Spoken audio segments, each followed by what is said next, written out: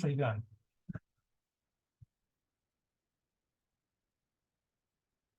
All right. We're live with this session of the Social Co-op Academy. And this is a wonderful opportunity to think about a kind of unusual subject to me, the concept of social franchising. This is a thing. I have not been able to find a lot of information about it. People are doing it anyway, whether there's information about it. So we have two practitioners today that I'm really excited to hear from. Maru, I'll let you introduce yourself and your work. And I know you're going to be using some slides. And if we don't have any other, I will also probably hear from Tom Llewellyn and Candace at Shareable, who are our co-sponsors here, along with the Med Lab and SUNY School of Labor Studies and Solidarity Hall. But Maru, I'll let you go ahead. Hi, everybody. Thank you for the invitation to be here. My name is Maru Bautista. I'm a cooperative development consultant, and I've been doing work in the last 3 years as a consultant. But before that, I worked at the Center for Family Life for about 8 years, where we helped incubate worker cooperatives in immigrant communities, and then started some scaling projects, including a franchise model, which I'll be talking about today. So I'm very happy to be here, and I'll pass it on.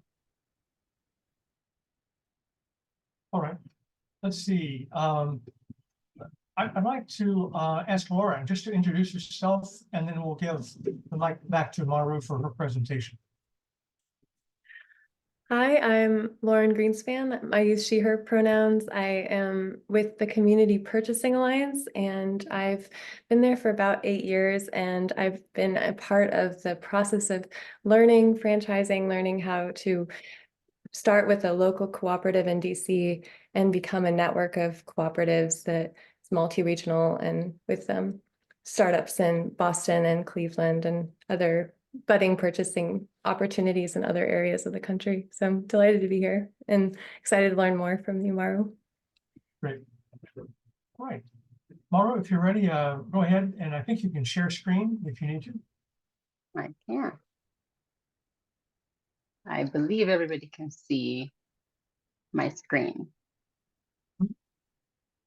Well, I will preface by saying I am not a lawyer, and I am not a franchise expert. However, I have some experience developing a franchise.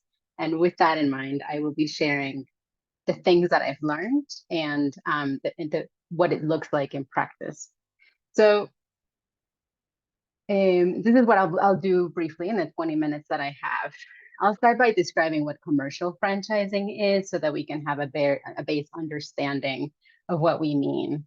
And then we'll go into social franchising and co-ops, and with some examples of certain models that I know Lauren also will provide a different model. And we'll talk about social franchising in practice, and then some lessons that I've seen from this. A while back, and I believe it was last year, my colleague Gauri Krishna and I took it upon ourselves to write a guide that we called Expanding Your Worker Cooperative, where we talked about franchising and licensing. So if you want more detail about what I'm talking about today, please go to that guide. It's friendly to read and provides a lot of information on how to do this work. But basically, commercial franchising is thinking about a business allowing another business to replicate it. That's it. The new business looks and operates like the original one. And how you determine whether you are franchising or not is by the three-prong rule. If you have a trademark, right, like you have a brand that you are proud of, that you trademarked, that's one of the three elements of a franchise. If you have significant control or assistance, so if you provide certain, a lot of assistance to the group that is replicating your business, and you exert some level of control in terms of how that other business looks like and feels like. And that's the second element. And finally, typical commercial franchises require some kind of payment. Sometimes that is, at the beginning when you purchase the franchise, and then ongoing fees for technical assistance and support.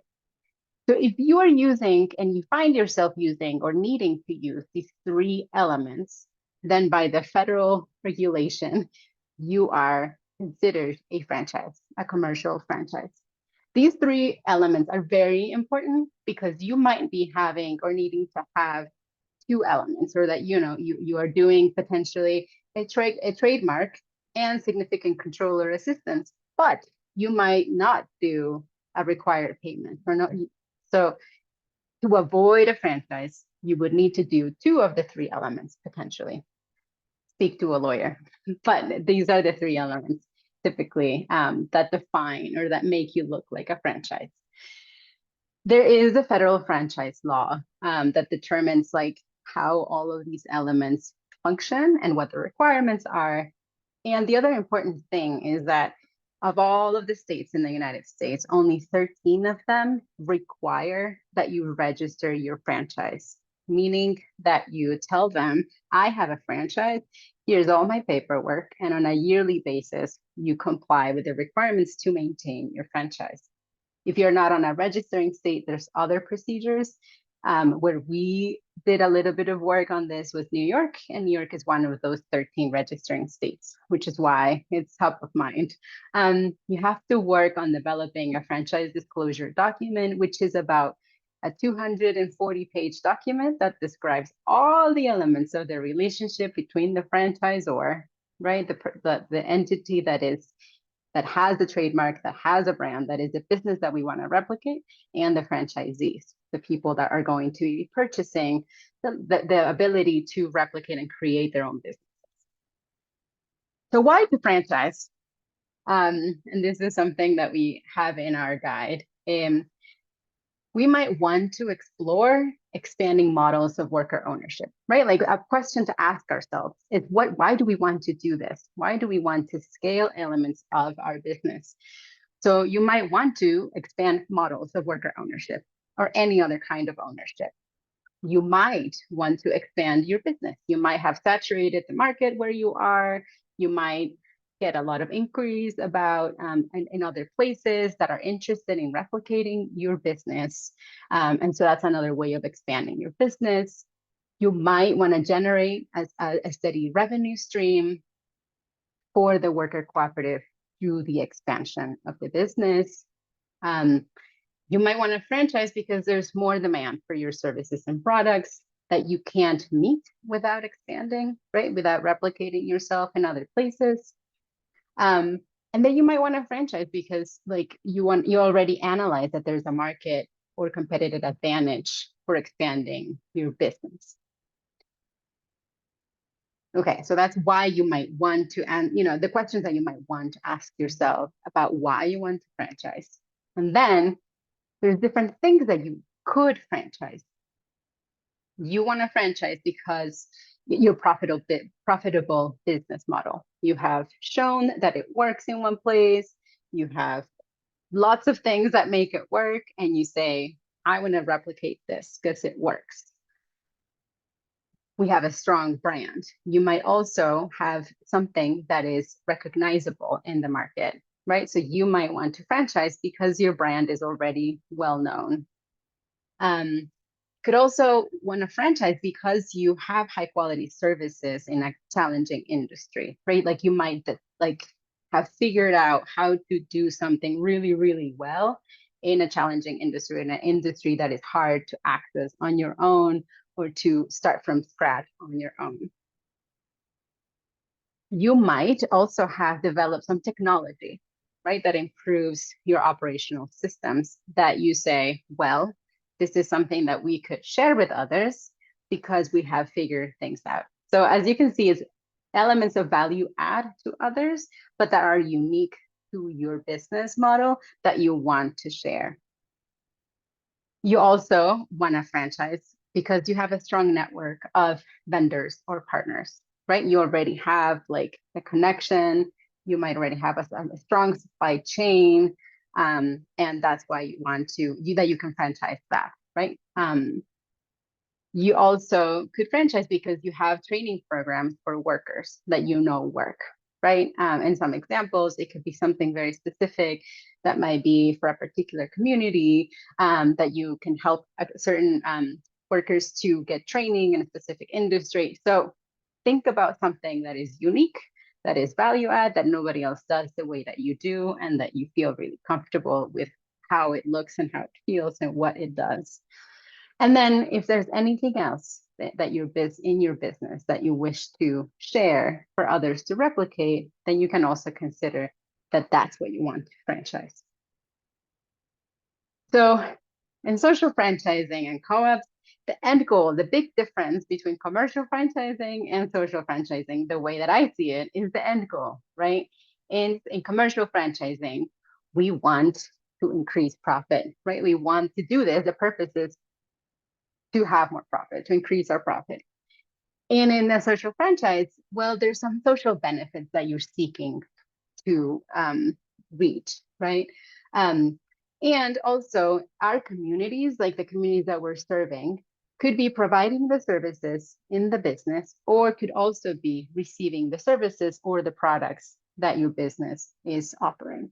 I was thinking about two different models for how this could work. And an example A, for example, we have the community, right? So we might have workers from disadvantaged communities coming together to develop a cooperative, and then they sell services or products to values-oriented consumers, right?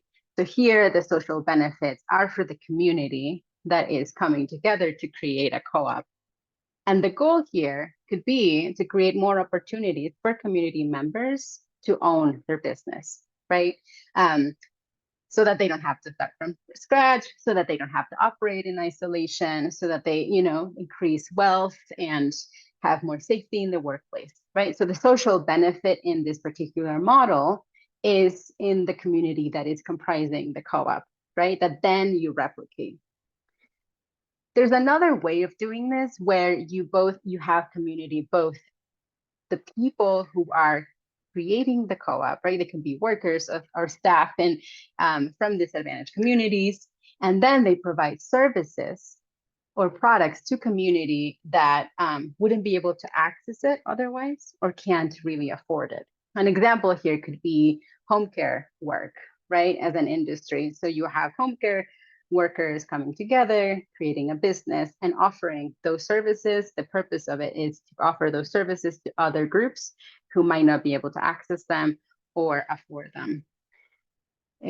So those are two examples of models where you can replicate the box that you see, right? So like the community benefits are these, and like who is accessing or creating a co-op and who's receiving the services. Lauren will talk probably about like the who is in the middle, right? And who is on the other end receiving and purchasing the services. But the way that this was put into practice in the example of the Brightly Cooperatives is, so you saw this example A, right? So we had a cooperative that provided cleaning services to consumers, right? Like to value-oriented consumers that paid a high premium for the services that the cooperatives provided. So that was the cooperative that we replicated, or that was replicated. And they created a central entity that held the franchise agreement. And then that entity was franchising or providing the franchise to new cooperatives. And that was the model for expansion. So the benefits here were in expanding worker ownership opportunities for more community, in particular immigrant communities across the country that could create their cooperatives with existing resources and materials and know-how. And then they were networked together via the central entity, which by the way was a nonprofit organization, because the goal was to maintain the social mission of the expansion of the franchise and to be able to seek grant funding in order to create more cooperatives across the country. So that's the example of the Brightly cooperatives in the model of who this is serving, what the social purpose was of creating a franchise. So while there's some challenges with commercial franchising, there's some things that we could learn if we were to start social franchises. One, we could learn about the infrastructure that commercial franchising or like builds, right, to support their systems. They have developed robust infrastructure in the setup, in the onboarding, in how they do a pipeline, and how they do feasibility studies, and how they, segment the market so that so people know when you're acquiring a franchise, like a McDonald's, that you'll be able to reach certain levels of revenue in year 1, in year 2, in year 3. They can support the development of marketing materials, right? So there's a lot of infrastructure that we could learn from that and build it and adapt it to meet the needs of social franchises. There's also, while it's a really long document, a franchise disclosure document, there's a lot of clarity about the roles and responsibilities between the franchisor and the franchisee, right? Like that's something that we could learn from because they have spent so many dollars in lawyer time to develop these agreements. We could also learn of the kinds of efficiencies that they provide or gain from growing their systems. Here we can learn about like, how are they doing supply chain? How are they doing their marketing? How are they doing their operations? And what are they considering best practices? Because they share that in the system of franchisees, right? So they learn something and then they implement it and share it widely across franchisees. So there's ways that they have built infrastructure to create these efficiencies. And I think we could learn from that. Then there's also this broad network. Surprisingly, the franchise world has like conferences and gatherings and like everybody, comes together. And it's very surprising, or it was very surprising going to those conferences or events and seeing everybody kind of network together, right? Like, so it doesn't mean it does like you're welcomed into something bigger, right? So I think there's something about our co-op movement, right? Like we're coming together, but like they somehow figured it out. Like I'm very surprised. I was very surprised. There's training and technical assistance. It was wild. Because secretly I was trying to buy a franchise in order to learn about all these things. But anyway, in the end, I said no, thank you. Okay. However, so that we could learn a lot of things about commercial franchising, but some things to be mindful of is that it's a very regulated field. Once you say, I'm using a franchise or I have a trademark and some control and there's payment involved, there are alarms raised, and so people will know that you're doing this and they will come knocking at your door. Well, at least that's sort of like what we thought in the registering states. And there's a bunch of requirements, like I mentioned, like the FDD, the franchise disclosure documents. You have to have your trademarks in order. You have to comply with audits every year that are like not your basic audit, but something incredibly robust. Then the other thing is that there's nothing in the commercial franchise world that understands the logic of cooperation. So in order to fit into the existing commercial franchise world, we have to be very intentional about cooperating and how we adapt existing structures so that cooperatives fit, right? And make adaptations to the language and the clauses that could be detrimental to the social mission of a social franchise, right? So this work has to be intentional and it can be hard, right? But check out the guide because there's like specifics that we've learned from in terms of like what clauses to flat out like remove or change.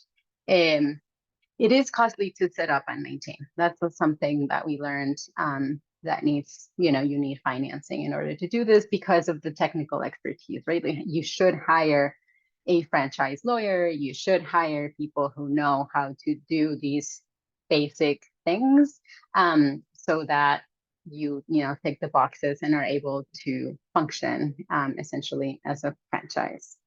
So I'm just gonna leave it here because I know we have Lauren and we have maybe questions, but I'll leave it at that. If that's, yeah, I think that's it. Yeah, so I'll leave it there. Thank you, Mara. That was fantastic. It was really interesting. I know people are thinking of questions now. Please go ahead and drop them in the chat if you like. And then after Lauren is finished, we'll come back and get all the questions we can manage. But I will go ahead. Again, thank you, Mara. That was great.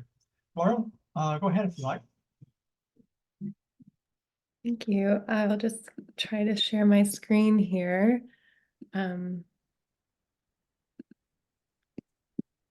Is it shared as a split screen? Yep. Okay.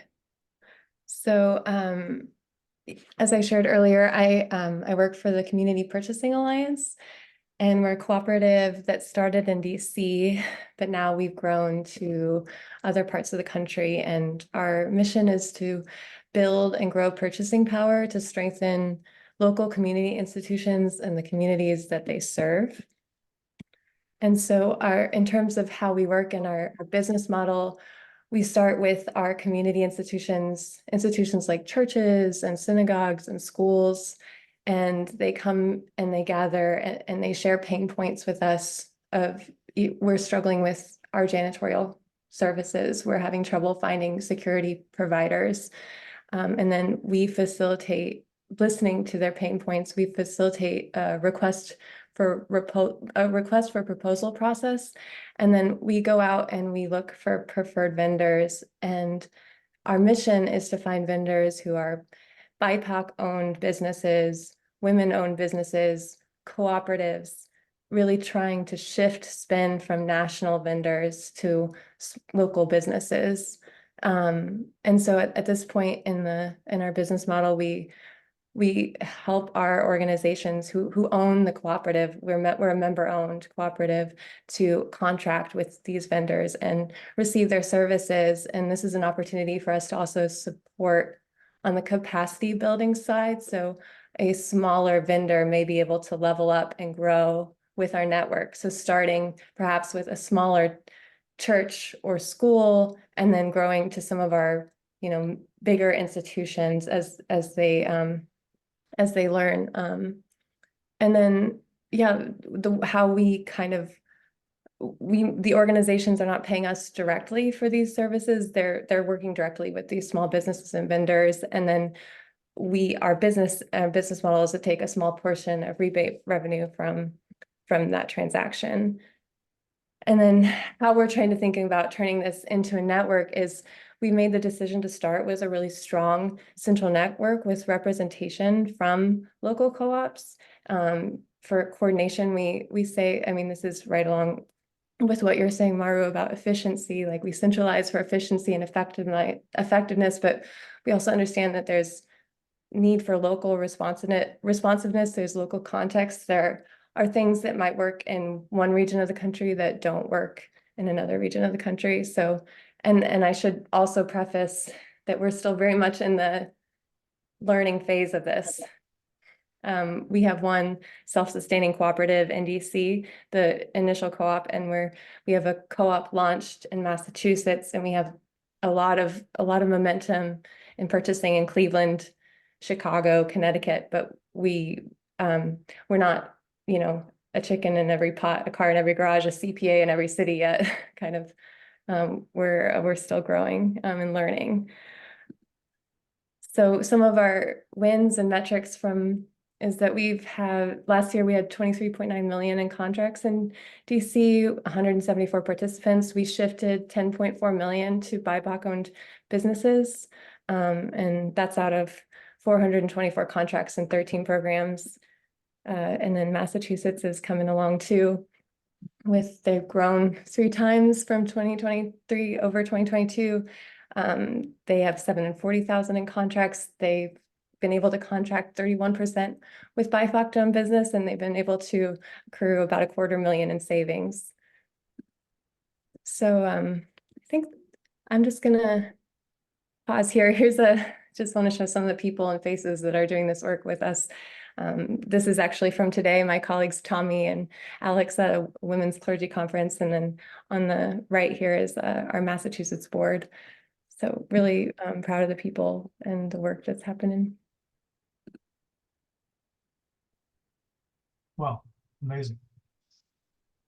Well, I will lead off because I've got a question right away, and then I know there's some others that will be coming too. Lauren, when you go through a process to look at a new city, and you mentioned several, so you've got some sizable plans coming here. What is that analysis like? I mean, each market is different. In DC, I know, because I'm in the neighborhood. You work with mostly churches, but sometimes also schools, I believe. And is that the same market in every city, or are you able to tune that?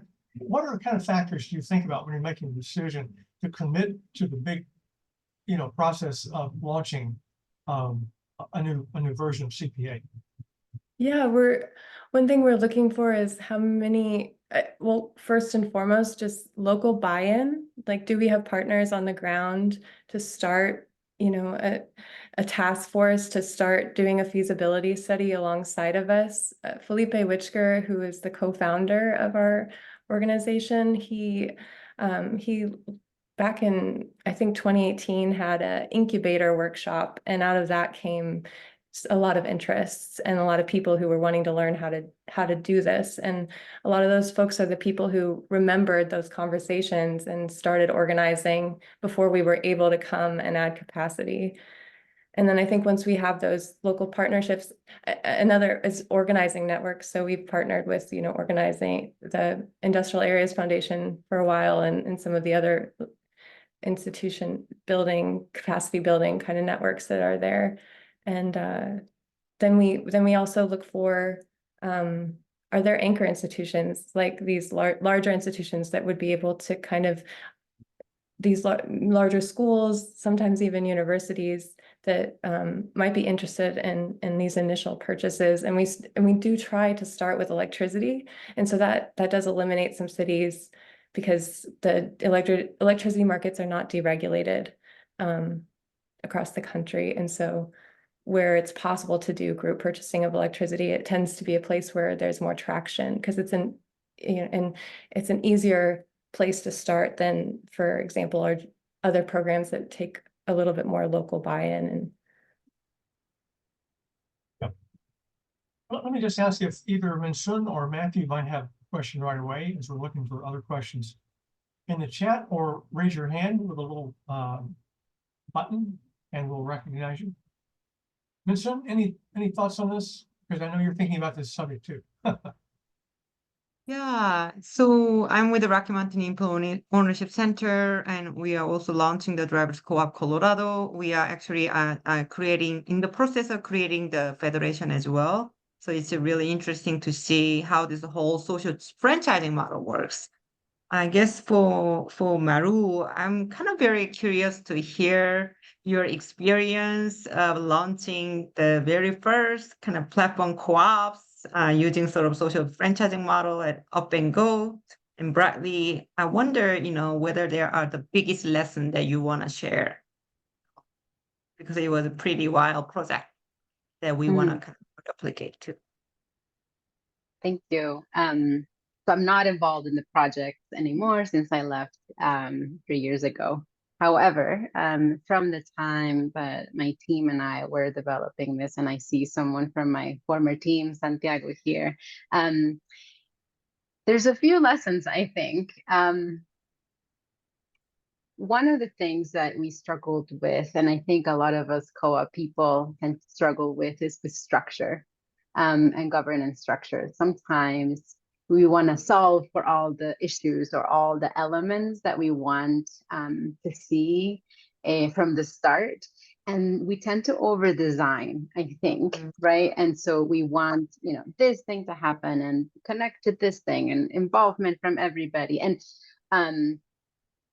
then we make it very complicated or overly complicated for the groups that are participating in the projects.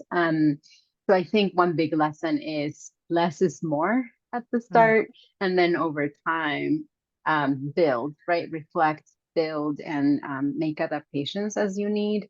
And, you know, also in the less is more is also trying to solve for one thing at a time. Again, because sometimes we just put a lot of excitement and, you know, goals for ourselves that then become really hard to achieve.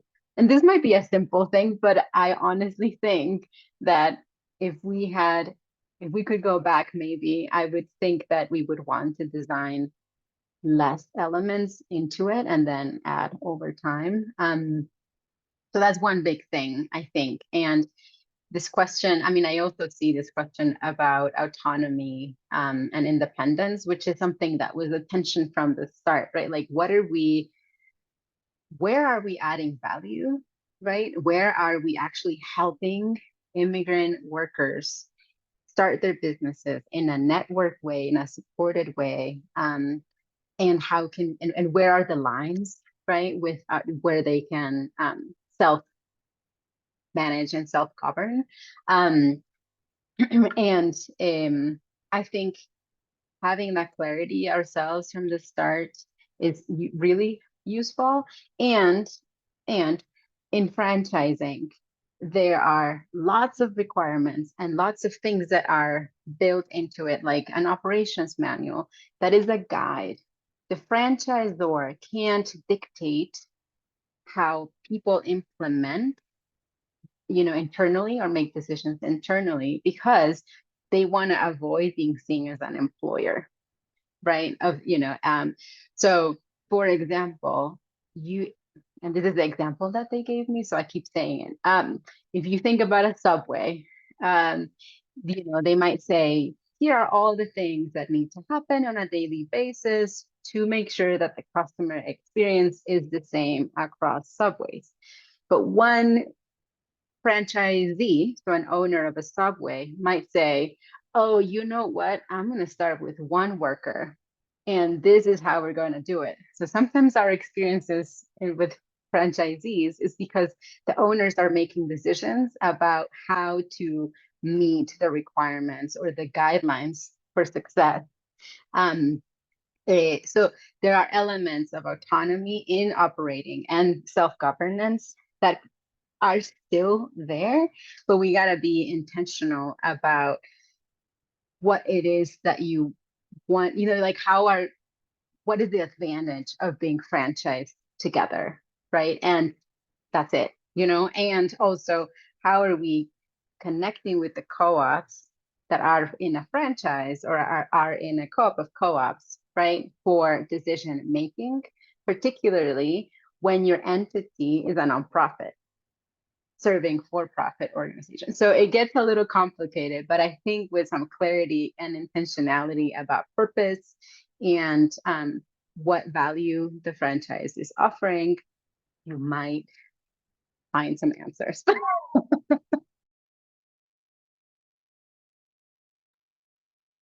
Thank you. Matthew, you have any thoughts? Sure. Yeah. Thank you so much, Mara, for sharing those reflections on autonomy and independence.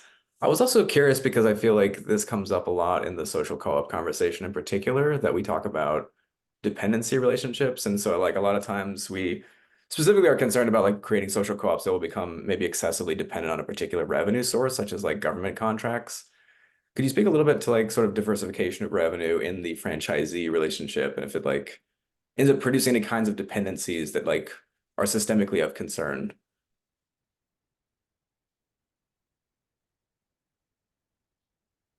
Guess it could. So for example, I remember that Brightly started with residential cleaning, right? And so that was like a service that provided, you know, generated some revenue for the businesses. And that's sort of like what was franchised. Over time, the co-op said, let's go to commercial cleaning, right? Because that's a more stable source of revenue for our business. So we were, you know, we wondered, well, how do we incorporate this into the services that the franchise then offers? It gets complicated, and it's not as, you know, I'm like, I guess we did try to create the avenues for reflection and feedback and input from the franchisees to the system to build it up. But there could be tensions also about innovation that happens at the individual co-op level that that then can benefit the larger system. So there's a lot of work that needs to be done there for buy-in and feeling like they're part of something. So I would imagine that accessing larger contracts could potentially generate dependency. But I'm curious, Lauren, from your experience with this, the businesses that CPA purchases with, I'm wondering like what kinds of dependencies or codependencies that you're seeing there. I'm not quite sure how to answer that question off the top of my head, to be honest. But I'll be thinking about it and love to circle back.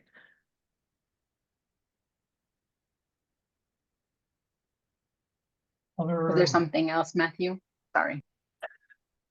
No, that was really great. I guess it did bring up another question for me that I'm curious about. I mean, with these sort of franchise or franchisee relationships and cooperative membership, I would be curious if like there was discussion about like, should there be membership in the parent, or is like just membership at the level of like the sort of primary unit of the franchisee?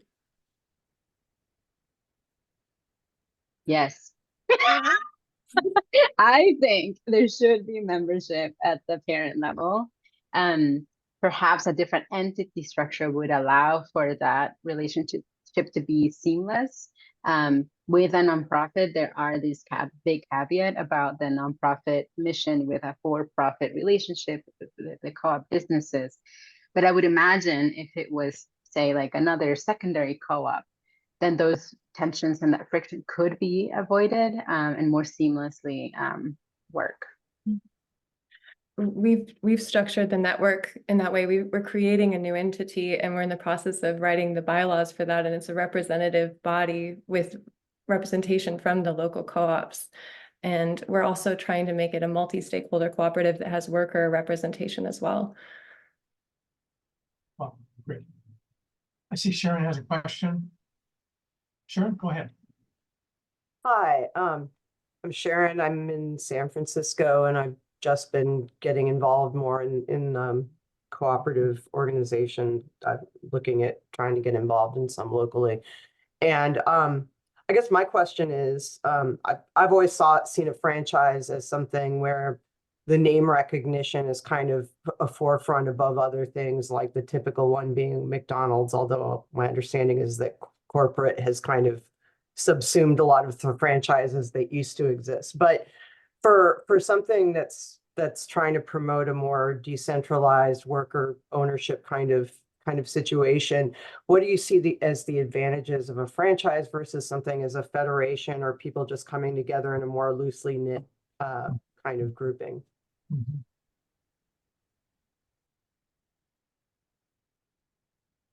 I mean, I can start, Lauren. I think I would say, and granted, we tried really hard to avoid a franchise, like to create a franchise. That was kind of like the goal. However, because there was an element of the brand, right? Like, so we had a brand because we knew that was like an efficiency that could be gained. And in the type of industry that is cleaning, the expectations of the customer are like that it operates the same way, right? And so that's where the control, or came in how people were providing the service, right? Like the expectations. And then there was some payment because there's some fees, to maintain the central entity that then can expand, more co-ops. But I think there are other ways to achieve that, right? And I think someone, Ava put in the chat about the Arismendi Association. They have a lot of the elements of a franchise, but not all, right? Like the co-ops might use the Arismendi name, but it's not like a requirement that they all look and feel the same way. They just have agreements about the the recipes that they're going to use and some elements of the hours of operation so that there's some standardization, but they all look differently. And I think that's the biggest element that that they don't share, even though that the name is like underneath, right? So there's ways that you can gain efficiencies and form an association or form a multi-stakeholder co-op that then is representative of the people, you know, the different businesses that are there. But yes, I think there are other ways to structure this. I do think that it's a model that could work if you do it low touch, right? Like if maybe not low touch, maybe that's an antithesis of franchising, but if you have fewer elements that you're franchising, right? Or maybe you don't even get to franchising and then you just create a license structure where you license the use of the brand, right? And then you leave operations, then you leave the elements of control to the individual cooperative, right? So yeah, this is not like the only model, but I do think that for expansion and for ease of expansion in multiple cities and multiple places, this could be a way to do it. Mhm. Something that comes to mind for me is just like what we're up against, like this extractive economy, what we're up against, and we want to be inside vehicles that are powerful and that we can recognize and feel like we belong to. And I remember part of my onboarding materials at CPA Co-op, I was asked to read an article, I think his name was Peter Murray, and he wrote a piece on functional organizing and why is the National Rifle Association so powerful? And it's because people feel like they belong to it, one, and then two, they had all these goods and services, and they were able to, like, it became a part of their identity and a part of who they were. And so I've had in my mind, like, how incredible would it be if community leaders really felt like I'm a card-carrying member of CPA, like I fight back, I build my local economy with my co-op, and like and it's not just, it's local, it's deeply local, but it's also umbrella and knowing that it's happening on the national level, because again, the forces that we're up against are so powerful. And just to comment on what you were just saying, yeah, I think that's sort of the eternal struggle. And I think of kind of everything in terms of biomimetic, you know, like how do organisms work? How do, you know, things work in nature? And you have these small groups forming bigger groups, and there's hierarchy, but there's not dominance, right? It's like your brain controls the body, but the brain listens to the body. And I think that's the key here, is finding the balance between having a unification structure that can operate together and be powerful enough to fight these other forces, but then not turn into them. that's always the conundrum. And it's a hard balance to find. So thank you so much. Adrienne Marie Brown and her emergent strategy is so powerful in that, and fractals and biomimicry. Very good. Dan's got a question. I feel like I've found my people. We started Know what talking you about regenerative systems. I know what Thank you you. We're also building a cooperative of community food hubs to innovate on community food, and it's got a purchasing aspect to it. So a lot of what you're talking about is familiar, and we're building the articles of incorporation and bylaws at the moment. So yes, start simple and then build from there. We're thinking of it as a for-profit cooperative, also multi-stakeholder. Partly the reason for that is that many of the co-ops that we've been talking to and that the members we deal with perhaps have a culture of thinking of non-profit as being non-revenue, and they don't have a business orientation to saying these are about services and generating reasonable profits and functioning as businesses. Can you talk perhaps a bit about the cultural aspects of setting up functioning organizations like these that understand that they can function as businesses but not be extractive, and sort of how you, to the last speaker's point, avoid becoming the monster? Yeah, very good, very good. Great comment from Abby. I feel like this is one of the reasons why social capital is so integral to this movement. so that solidarity and mission can be sustained at scale. And I want to pick up on that last word. I was just thinking about this. You know, certainly around the nonprofit world, and I guess in business too, of course, you constantly hear about scaling. Scaling is a deep preoccupation, has been for a long time. I just want to know if there are any thoughts on an alternative way of thinking about this, which reminds me a little bit, I think, of what Mary was just saying. Rather than scale, there's also replication.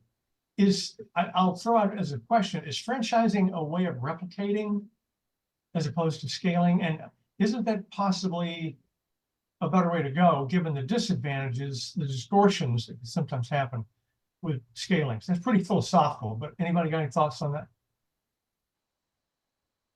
Barbara's laughing. Well, it's interesting because ever since I started like joining, being a part of the co-op movement, this question of scale has always been like All the time. present, right? Like Yeah. but how do we scale and and I think it comes from this, from capitalism, right? Like there's also this perspective and like this thing of like, well, we have to fight back. And in order Right. to do that, there must be more of us, right? So Yeah. how does what we're doing grow? I think that the replication strategy, and we used to call it also, like when we're talking, before we landed on a franchise with the team and the co-ops, we said this is a replication project, right? We were replicating elements of something that worked in other spaces, so that others could benefit and take advantage of that. So I'm not sure like if we want to call it one thing or another, but I think this question of how do we do it in a way that follows the needs of the co-ops, right? Because I don't think that all co-ops want to grow in the number and in their size and get all these complicated elements that come with growth. So I think a way that co-ops can stay at the size that they want is by replicating elements and gaining some efficiencies by collaborating and centralizing various elements of their operations. So the logic for me of replicating something that works and sharing that is how I might frame it. It just happens so that franchising kind of like gets in the way, right, of regulating how you do that. Yeah. Matthew, I remember this phrase strawberry field. Unpack that for us a little bit in terms of the way the Italian co-ops use the strawberry fields. Yeah, so it just really is kind of a reference to sort of exactly what Maru was just describing, is like appropriate local control that determines size. And so like if the individual strawberry plant can decide for itself, how large should my fruit be, it can then also say like, okay, well, that's enough. And then its additional resources actually then become plowed into more of the network of future strawberry plants, rather than just like this, let's just be giant strawberries. Like that doesn't happen, right? So, so it's like an alternative way to approach replication and like where you put your energy. If there is like surplus energy to be invested, it's not to just grow larger ad infinitum or ad nauseum or Very good, very good. Okay. We made the decision to centralize employment through the network instead of employment being at each local co-op. It will be at the network, and that's partially because of this equity piece, this values piece, this opportunity to hire people and onboard people into our values, but not just we say how we do the work is just as important as the work itself. And so we try to model the kinds of bringing decision makers together that we do externally, internally. We use a dynamic governance system called sociocracy. We think of management as a function of a team and not something that a role that one person has over other people. And so we really have delayed rapid growth for the benefit of instilling these values in our employees and in our workers, and how we work together as a team, and how we think about, replicating or repeating these patterns of working together.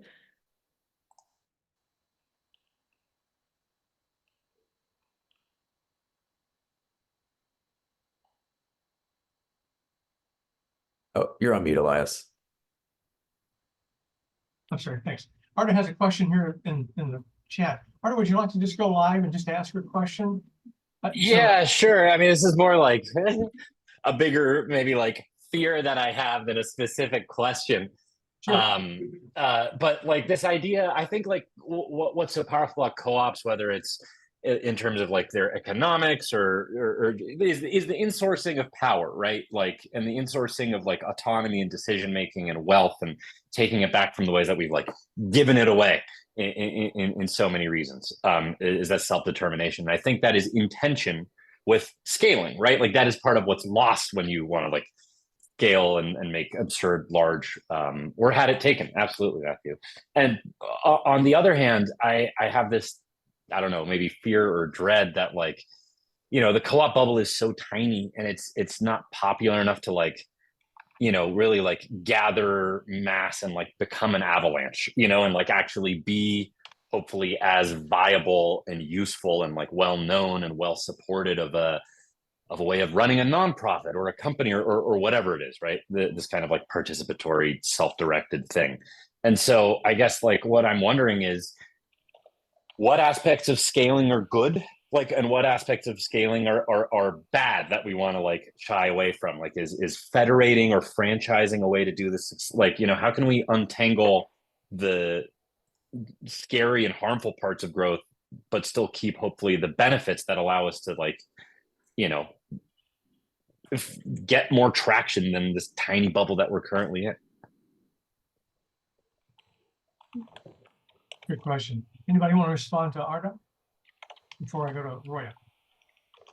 That's a great question. I don't know the answer to that. That's a great I don't question. either, but my thoughts on that are about purpose, you know, like how we maintain growth in a way that feels relevant and feels connected to community is by making sure that your intention and the purpose and the reasons for doing, you know, for growing are checked, right? And there's a balance with that. I was thinking about like the purchasing co-ops and what they've we've been able to accomplish, right? Like with being able to purchase together and make decisions together. I would love to see that seep through in terms of like who the businesses are that are coming together, right? Like I think the example of CBA is like clear that it's BIPOC led, right?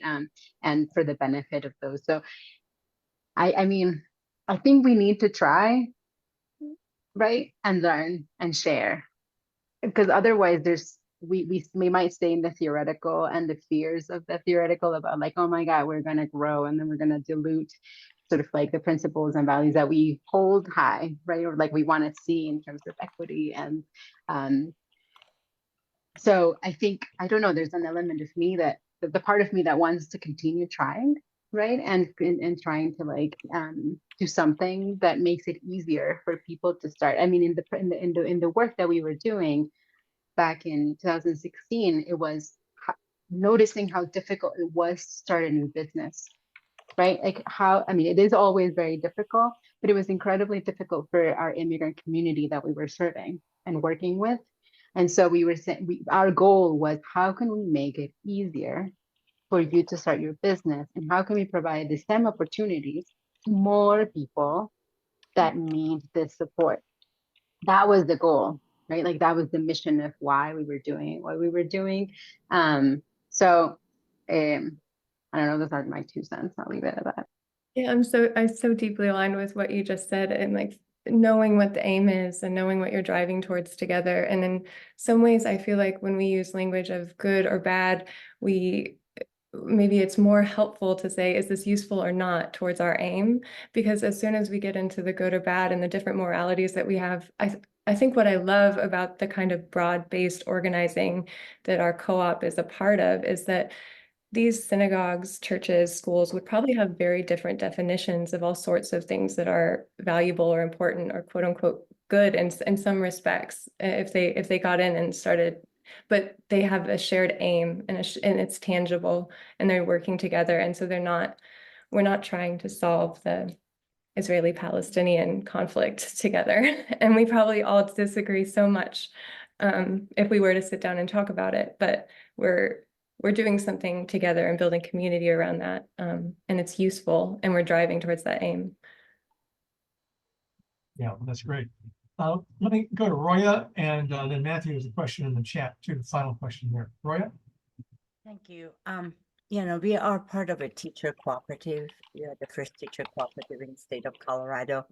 And we are trying to find examples all around the nation, trying to adopt cultures, trying to adopt how we do business, you know, and it's been very difficult, you know, like we created our school, which is a member of Co-op first, you know, because we wanted to know what that school needs are, you know, and the school is a nonprofit. And so we been telling people, yes, I'm an executive director, but I only have one vote. And you're an operation manager, but you're only operation manager to outside people, not inside, you know? And it's been very difficult every time, you know, I try to tell people that in a cooperative schools, not only you teach, you operate the school. And while you're operating school, you do projects. You're in charge of projects. You're not in charge of staff, you know. So for example, I recently gave somebody to do scheduling with the staff and timesheet kind of checking timesheets and stuff. And suddenly I find her to thinking that now she's a supervisor of staff, you know what I'm saying, in a cooperative model. And I have to keep bringing that down. And I just was wondering if you guys have the same experiences, you know, that the people in your organization who came to your organization because of the flat and horizontal model, they keep going to that hierarchical model and try to run it. And do you have a remedy for it? You know, I mean, that's my question.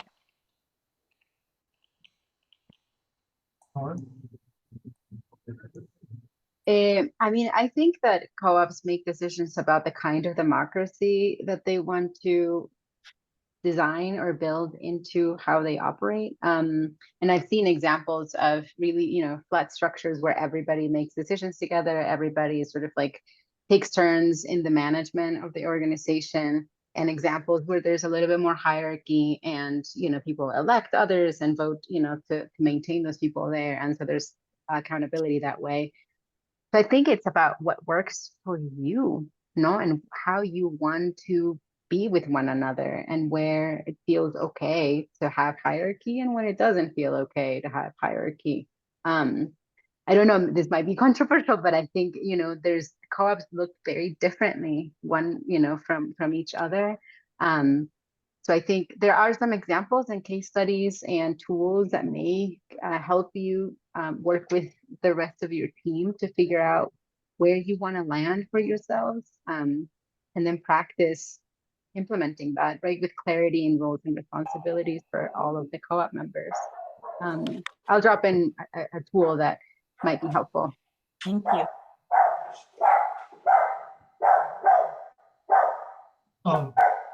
Let's see, Lauren, did you want to add anything to that? Is that good?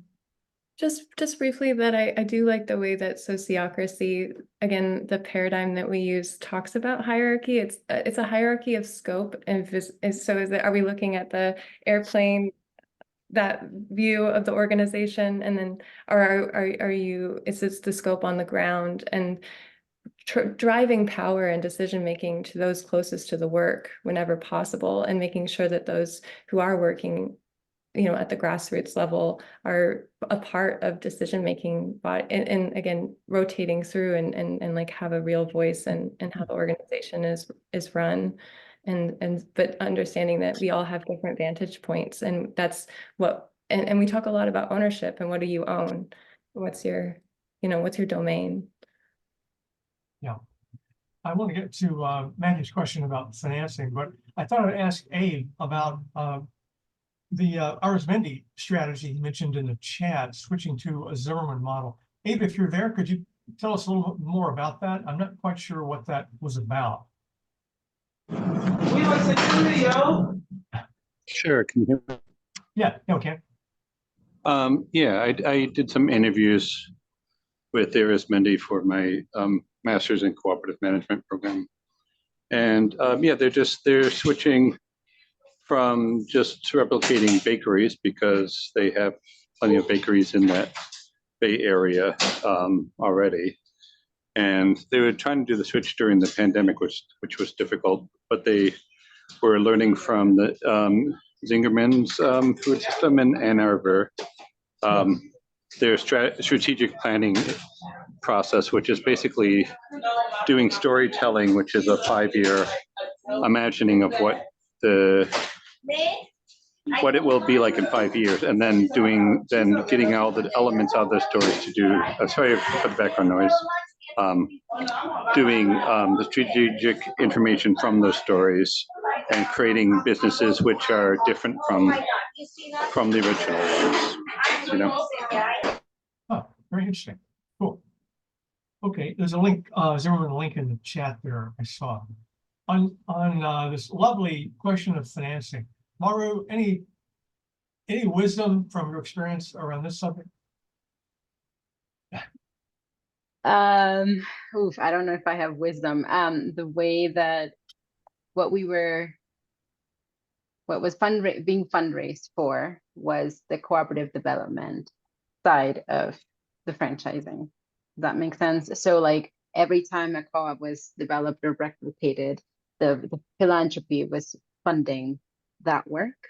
The hope was also that there would be like some philanthropic money in order to support other organizations doing this work so that it could be expanded. But given the community that we were working with, there was no additional like financing that the co-op members themselves wanted to get at that time, because these are very like low capital intensive businesses. So in the sense, like philanthropy was sort of like the main source financing this work. I think if it had been a different model or maybe a different entity with like a cooperative of cooperatives, a different, different sources of capital would have been more adequate, I think. And Lauren, how have you found it at CPA financing expansion? We've been fortunate to be supported by the Franciscan Sisters of Perpetual Adoration through a patient debt note, and then also the Beloved Communities Incubator in DC. Yeah. And so just really generous terms that we've been able to tap into for our work. At Miller Foundation, there's so many, but those are what come to mind. And then striving to create sustainable co-ops that don't rely on self-sustaining co-ops that don't rely on. That's where we got to get to, right? Yeah, exactly.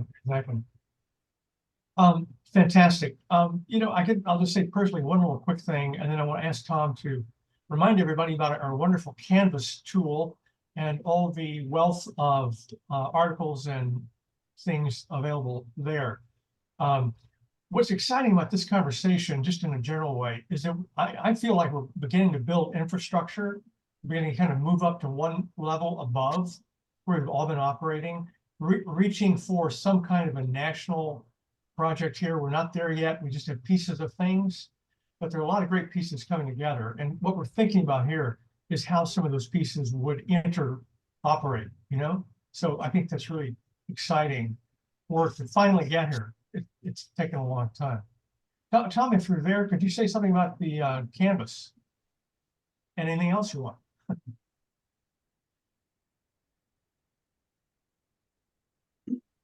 Well, I don't need to promote too many things right now, but for the Canvas, definitely we'll jump on that and just say that all of the resources that are being shared, all of these presentations, I know the videos have been slow to get added, but the videos will be added very soon.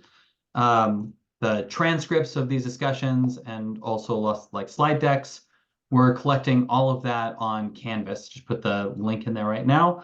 There's also places to continue the dialogue in between sessions. So if you want to keep talking, you got more questions, feel free to ping them in there.